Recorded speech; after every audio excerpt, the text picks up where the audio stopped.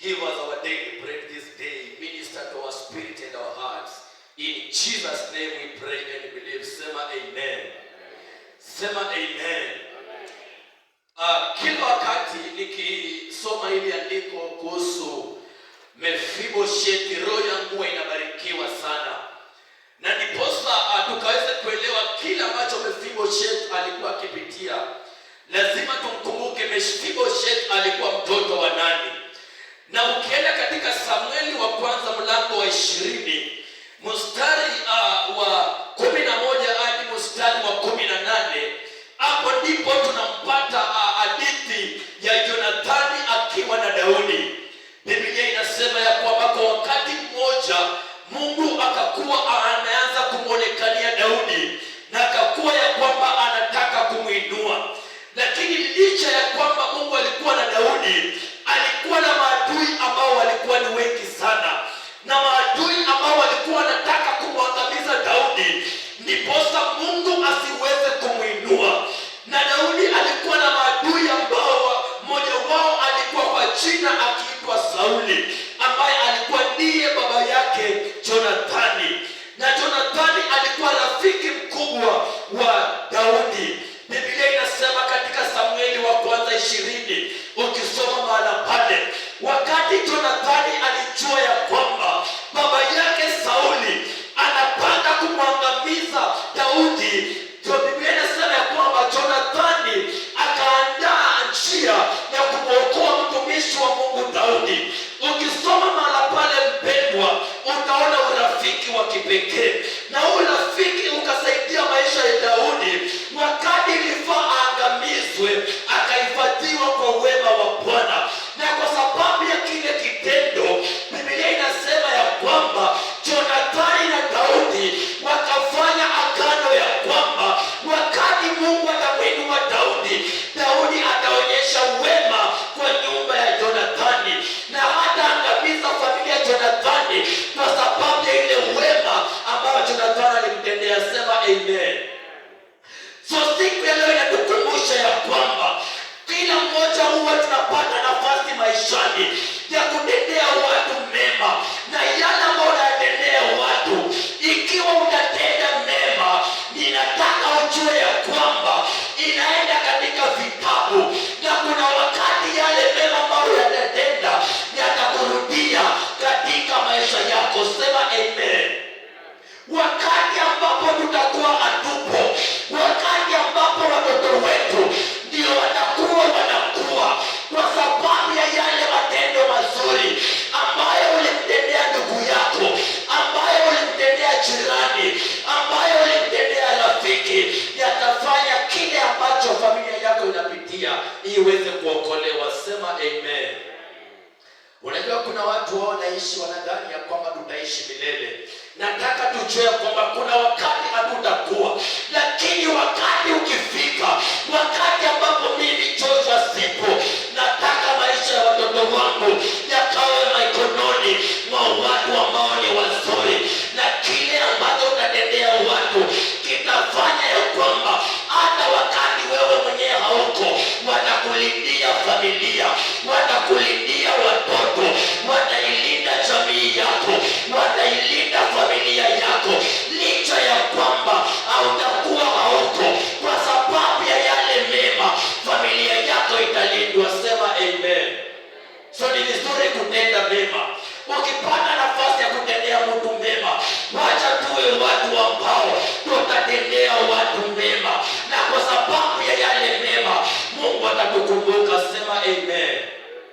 So Mephibosheth, baada ambapo tumesoma, ambapo ujumbe wa leo unakuja, ni mtoto aliyekuwa mtoto wa Jonathani. Jonathani aliyekuwa mtoto wa Sauli, na sote tunajua ya kwamba Sauli alikuwa mfalme, na licha ya kuwa mfalme, tunaintrodusiwa mtoto wake ambaye ni wa uzao wake, ambaye kwa wakati mmoja anaintrodusiwa kama kilema, na pia licha ya kuwa kilema akawa ni yatima. Hii ni hali ya kuonyesha mtu ambaye amekosa usaidizi, kwa sababu wapendwa, wakati mtu ni kilema inamaanisha hawezi tafuta chakula. Wakati mtu ni kilema inamaanisha watu wamemtenga. Wakati Mungu ni kilema, inamaanisha watu wamemdharau.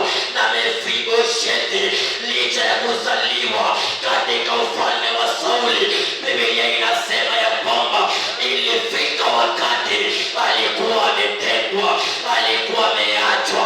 Na ninajua majira ambayo tunaishi, kuna watu wengi wameachwa, kuna familia nyingi zimewatenga watu wanahangaika, hawana mtu wa kuwasaidia.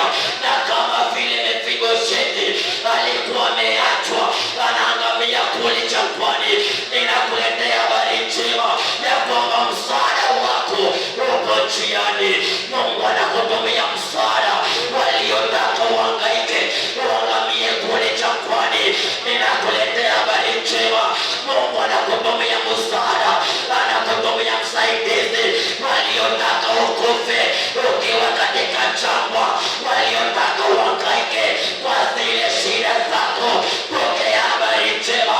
Wakati wako wa baraka unafika mpendwa, wakati wa kuinuliwa unafika mpendwa, wakati wa kupandishwa unafika mpendwa, wakati wa kukombolewa unafika mpendwa. Wote waliokutenga, wote waliokuacha, wote waliokusekenya, wote waliokulimbikizia, ninawatangazia wakati wako wa kuinuliwa ni sasa. Na kama si sasa, ni sasa hivi, kwa jina la Yesu Kristo. Pokea msaada kwa jina la Yesu. Pokea baraka zitakazoinua Mefiboshethi licha ya kuzaliwa katika ufalme. Ilifika wakati ametupwa Lo-debar.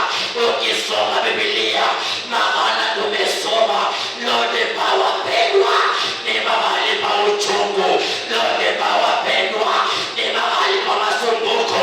Lo-debar wapendwa ni mahali pa kilio. Lo-debar wapendwa ni mahali pa huzuni. Lakini wakati Musa mtumishi wa Bwana kwa jina Mefiboshethi alikuwa Lo-debar, Mungu alimkumbuka. Mungu alimkumbuka. Wacha Mungu na akakukumbuke. Ninakuombea Mungu akakukumbuke. Ninakutangazia Mungu atakukumbuka katika hiyo hali, katika hiyo shida, katika hilo jambo. Wacha Mungu na akakukumbuke. Na jambo yanayokusumbua, wacha mkono wa Bwana ukakukumbuke. Piga Yesu makofi. Lo-debar ni mahali pa huzuni. Watu ambapo wameachwa, kila wakati unapitia huzuni, unapitia mahangaiko, unapitia kiteso. Watu wamekuacha uhangaike, na ninajua wamekuwekea time. Wanataka waone ukikufa, wanataka waone ukihangaika. Lakini jioni ya leo ninataka watu ambao wanainuliwa na Mungu, ninataka watu ambao wanaonekaniwa na Mungu, ninaombea watu ambao wanaokolewa na Mungu. Kama vile Mefiboshethi alikuwa maskini, alikuwa kilema, alikuwa yatima, alikuwa hana usaidizi, lakini Mungu akamkumbuka. Kumbukwa na Mungu, kumbukwa na Mungu. Tunapomaliza mwaka, kumbukwa na Mungu. Wacha Mungu akakukumbuke. Wacha Bwana akakukumbuke katika hiyo shida, katika hiyo jambo. Wacha mkono wa Bwana na ukawakumbuke. Wacha baraka zako zikakuonekanie. Wacha mkono wa Bwana ukawe nawe. Sema amen. Sema amen. Sema amen. Wakati kuna shida, ndipo watu wanawachwa. Wakati unapitia shida, ndio wakati unaangalia ndugu zako hauwaoni. Wakati unapitia shida, ndio wakati unatafuta mtu wa kukimbilia, lakini kila mtu anakataa. Wakati unapitia shida, ndio watu wanakusekenya, wanajiandaa kwa vikundi,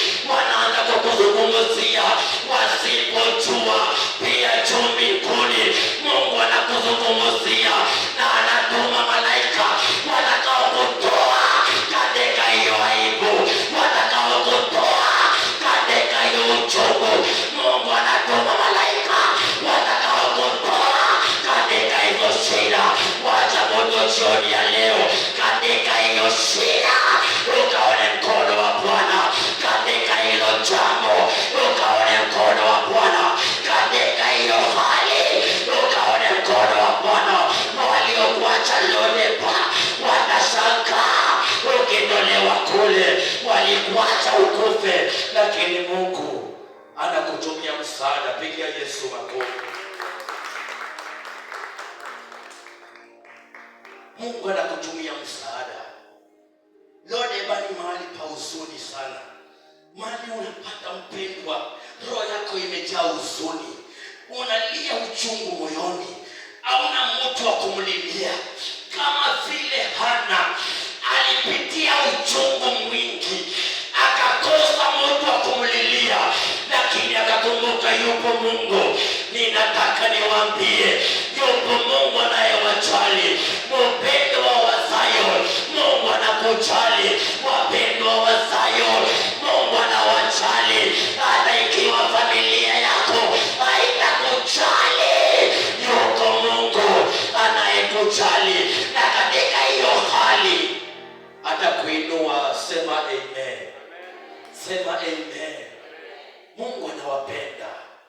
Mefiboshethi alikuwa amezaliwa katika ukuhani. Babu ya Mefiboshethi alikuwa Sauli.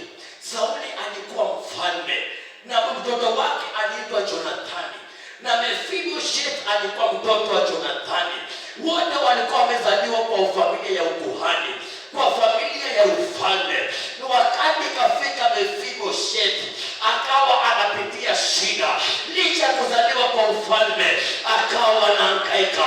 Ninaombea watu ambao ninajua umezaliwa kwa ufalme wa mbinguni, lakini shida za dunia zimekufunga. Pokea uhuru, ukatolewe kwa shida na ukaingizwe katika ufalme, mahala ambapo utapokea baraka zako. Wakati Mefiboshethi alitolewa Lodebar, alipokea baraka zake za familia, alipokea mashamba, alipokea fedha, alipokea mali wakati alitoka Lodebar. Na ninaomba ya kwamba yeyote aliye Lodebar, Mungu anakuondoa. Tunaondoa miguu zetu kule Lodebar, tunaondoa familia zetu kule Lodebar, tunaondoa watoto wetu kule Lodebar. Tunakataa sisi sio wa Lodebar, tunakataa sisi sio wa kuhangaishwa, tunakataa sisi sio wa kuangamia. Tunaenda katika ufalme wa Yesu Kristo. Pokea baraka zako. Chochote kilishikilia baraka, ninakiondoa, ninakiamurisha, kiachilie baraka zako. Yeyote alikuzuia ndiposa usifanikiwe, ndiposa usiendelee, ninakuondoa, ninakiondoa, ukaingie katika baraka zako. Pokea baraka katika jina la Yesu Kristo. Chochote kilitaka baraka zako zizuiwe, ninakuombea kama vile Danieli. Danieli akawa katika maombi, akawa naomba, majibu yake yakakawa yameachiliwa, lakini kukakuwa na Prince of Persia akawa amezuia maombi ya Danieli. Ninakuombea mpendwa, kama vile Danieli alitumiwa msaada na Mungu, akamtumia malaika, the Michael, the archangel, malaika wa vita, akampigania Danieli. Wacha Mungu akakutumie msaada, wacha Mungu akutumie usaidizi, atakaye kuondoa katika hiyo shida na akakuingize katika ufalme. Pokea usaidizi, atakaye kushika mkono na akakuambie tufuate hii njia. Pokea msaada, Mungu atakaye simama na wewe. Pokea usaidizi, Mungu atakaye kuongoza. Pokea usaidizi, Mungu atakaye kuelekeza. Na I declare you shall receive a destiny connector. Somebody who shall connect you with your destiny. May you receive your destiny connector. May we receive our help. Pokea msaada wako, pokea msaada katika jina la Yesu Kristo. Pigia Yesu makofi. Pigia Yesu makofi. Pigia Yesu makofi. Naona watu wakipokea msaada. Kuna watu wamebebwa na Mungu. Ni mkono wa Mungu umekubeba. Ni mkono wa Mungu umekubeba. Unahitaji msaada mpendwa. Katika hiyo hali Mungu atakaye kushika mkono na akakuingize katika maana Mungu anataka ukue. Kuna wakati unaweza ukahangaika. Kuna wakati unaweza ukaumia. Kuna wakati unaweza ukateseka. Wakati mpaka you will connect with your destiny connector. Na moment una connect with your destiny connector, kila kitu inaingiana. But wakati bado haujapokea your destiny connector, watu wanahangaika, watu wanateseka. Mungu anaweza kukutumia mtu mmoja ambaye atakuwa your destiny connector na atakufanyia jambo moja litakuondoa kwa shida zako au utawahi kwa ile shida. Atakushika mkono, atakupeleka kwa ofisi mahali, na ukiingia kwa ile ofisi shida zako zinakuwa zimekwisha. Pokea destiny connector, pokea msaada, pokea muujiza, pokea usaidizi. Watu ambao wanatembea na wewe, watakushika mkono, wataandamana na wewe hadi wakati utafanikiwa. Hata Yesu Kristo alihitaji destiny connector. Destiny connector wa Yesu alikuwa John the Baptist. John the Baptist, he made a way for Jesus. May you receive somebody who shall hold your hand and make a way for you. I connect you with your destiny connector. I declare today you shall be connected with your destiny connector. May the destiny connector. I wish you had the understanding. The moment you get your destiny connector, things change. I tell you, things change. Things change. I have a sister, cousin of mine. Sorry, we are finalizing. She really suffered for a while. But one day she met with somebody who connected her to go to USA through her husband. And their life has changed forever. Brethren, you shall meet one miracle. It will silence your enemies. You just need one miracle. It will change your fortunes. You need one miracle. It will change your destiny. May God connect you with that miracle. That's the moment you encounter with it, your life changes for good. Sema amen. Sema amen. May God remember you. May the favor of God shine upon you. May the goodness of God locate you. That whatever has been hindering you to come out of your path, it is being removed, and you are entering into your promised land. The place of laxity, the place of abundance, the place of breakthrough, the place of being lifted up. In the name of Jesus. Sema amen. Wakati nilikuja Kakamega, nishaniambia pastor, nyinyi sikiwahi waambia, nilikuja kama sina kitu. Nilikuwa na nguo peke yake. Siku ya kwanza nikatafuta nyumba. Nikaanza kuishi pale Malema kwa single bedroom. Nikatafuta mattress nikaeka ndani. Nikawa nalala chini. Lakini nikaendelea kumtumainia Mungu. Wakati mmoja nikawa natembea hii town. Nikakutana na mtu akaniintroduce mahali, akaanza akasema patia huyu kazi. Wapendwa, unahitaji tu mtu mmoja akakushika mkono kupeleke mahali. Hauhitaji kupeana CV. Neno tu lake ya kwamba ninajua huyu, na utachukuliwa mahala pale. Na kwa sababu ya hiyo maisha yako itabadilika.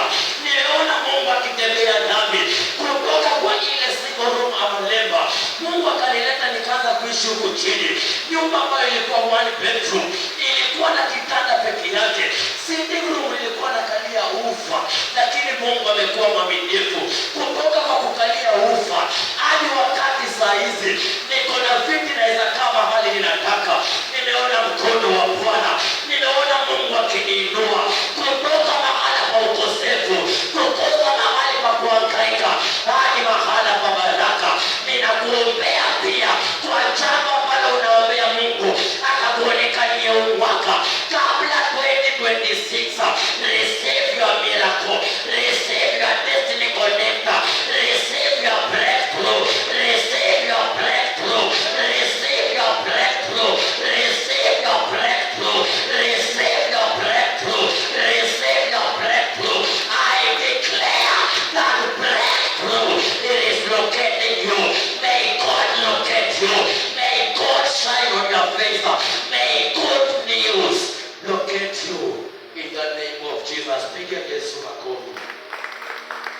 Pigia Yesu makofi.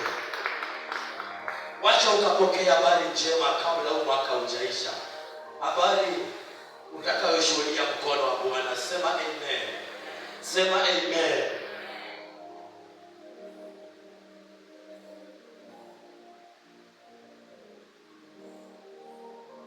Ni kipi ambacho unapitia? Ni ombi langu kama vile Daudi. Mungu alimpatia tu jiwe moja, akanyamazisha maadui zake. Wacha Mungu akakupatia msaada mmoja, utanyamazisha maadui zako. Kama tu vile Hana alipitia mahangaiko, akapitia matusi mikononi mwa Penina, lakini Mungu akampatia msaada mmoja, ukanyamazisha watesi wake, na kupitia kwa huo msaada akaitwa mbarikiwa. Na pia wewe pokea msaada mmoja, pokea tu jambo moja. Unaweza pokea tu gold moja, a simple gold tu kwa mkono. It will change your life forever. May good news locate you. May the favor of God shine upon you. May miracles be your portion. That whatever has been hindering you, it will no longer hinder you. In the name of Jesus, stand up on your feet. I don't know what has been hindering you, but I want us to pray that you are entering into your destiny. You are entering into your promised land. You are entering into your season of breakthrough. You are entering into your miracles. That through this service, you will testify that 2025 has been a turnaround. I want you, God, to give you a turnaround in your life. That will testify, were it not for God, were it not for God, I could not have been here. But because of God, you will testify in 2026. Sema amen. Sema amen. Father, in the mighty name of Jesus, we have heard your word. King of glory, we pray we shall mix it with our faith. That your word may profit us, O God. That your word may be like a seed. It may germinate within us. It may bring forth results, O God. I pray for your people as your servant, that the word you have spoken to us, O God, it will yield fruits in their lives. I pray for them that they are getting connected to their destiny connectors. I pray for them they are being connected to their destinies. I pray for them they are being connected to their businesses. I pray for them they are being connected to their miracles. I pray for them they are being connected to their spouses. I pray for them, King of glory, you are connecting them with your favor. May through your favor they be lifted. You who lift people from the dust, O God, may you lift your people. May your favor shine upon their face. May goodness follow them all the days of their lives. We thank you, God, for you are a faithful one. Receive all the glory, receive all the honor. In Jesus' name, we pray and believe. Sema amen. Sema amen. Piga Yesu makofi mazuri. Ambia mtu nimepokea msaada wangu. Ambia tu mtu kama hataki unaambia huyo mwingine. Mwambie nimepokea msaada wangu. Nimepokea muujiza wangu. Nimepokea baraka zangu. Nimepokea habari